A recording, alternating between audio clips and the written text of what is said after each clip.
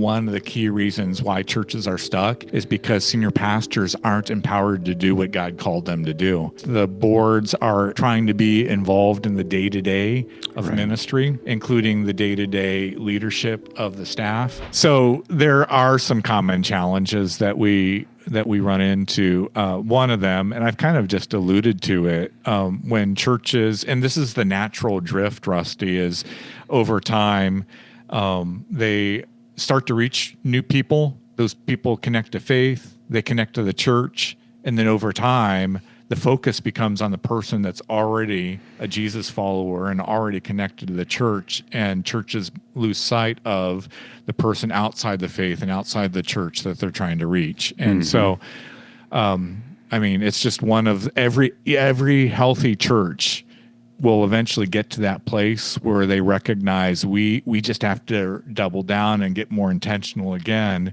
about our reach strategy. So having clear understanding of who we're trying to reach in our mission field, and then making sure we have intentional strategy to reach that person, I think that's a common challenge that we run into.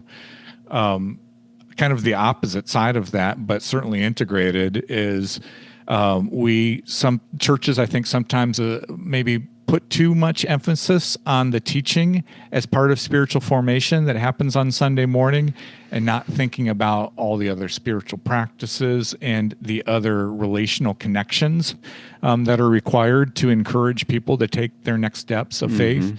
And so not having intentionality around a spiritual formation strategy, I think, is another common challenge that we run into. The other two are a little bit more nuanced, but they have to do with complexity and empowerment. So on the complexity side, usually it's a complexity of programming, ministry programming, or a complexity about how decisions are made that creates challenges for churches. On the programming side, the challenge is it's all good stuff that the church is doing, but they're doing so much that it's very difficult to focus on the essential, kind of the priority next steps that we're encouraging people to take. And so what ends up happening, and again, no church sets out to do this, but what ends up happening over time is you have ministry programs that really begin to compete with each other for people's time and attention. And that creates challenge. But then the other area of complexity has to do with more the governance side of how churches make decisions. So here, think about board, think about committees, think about the intersection of those lay leadership teams with the staff teams, and where churches have more complexity in their governance model in that part of their structure.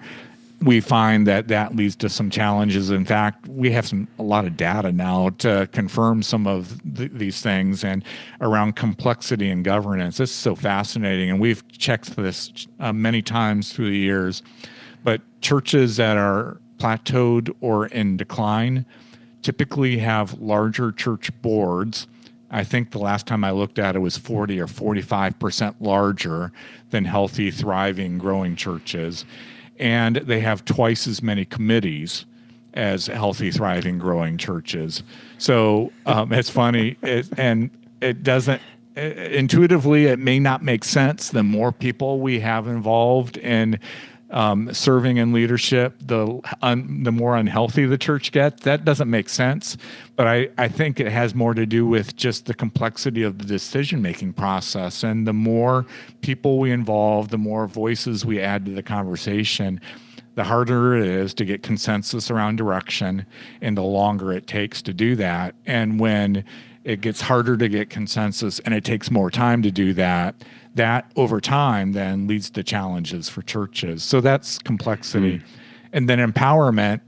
Frankly, I don't know how many senior pastors are listening to your podcast, Rusty, but hopefully when they hear what I'm about to say, this will help them celebrate and challenge them to engage this conversation with their lay leadership teams.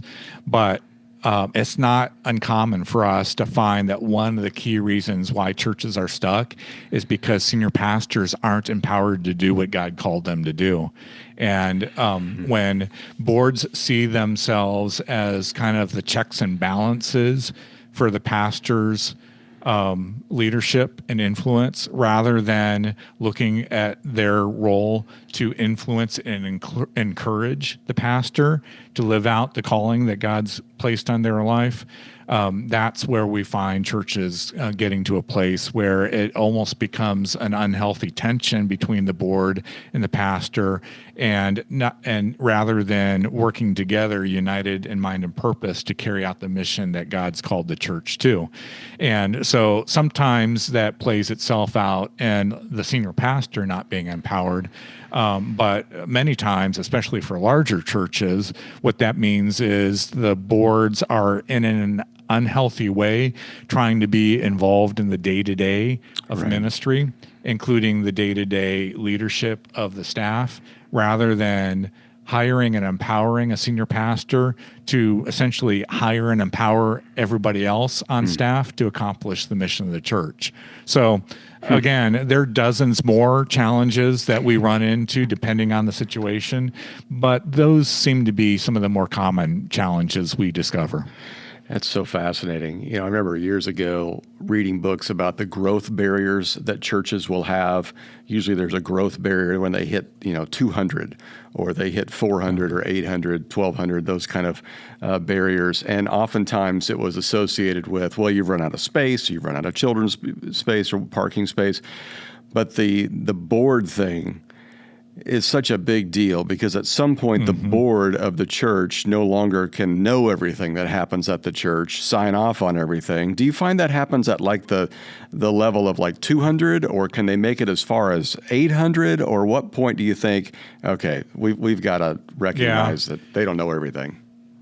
It's a combination of probably the size of the church and also the size of the staff team. But I would say I've seen some churches get pretty large.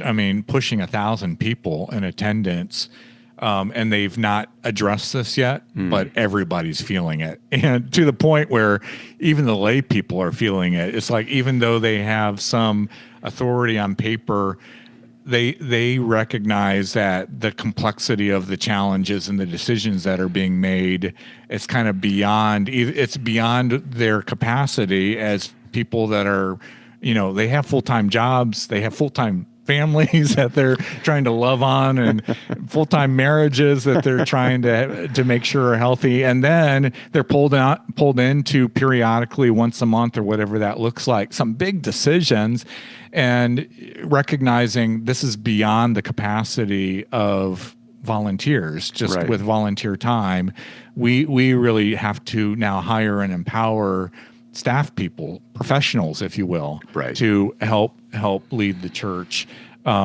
So I've seen churches get a little bit larger, but boy, they feel it at that point, both on the staff side, but like I said, also on the lay leadership side.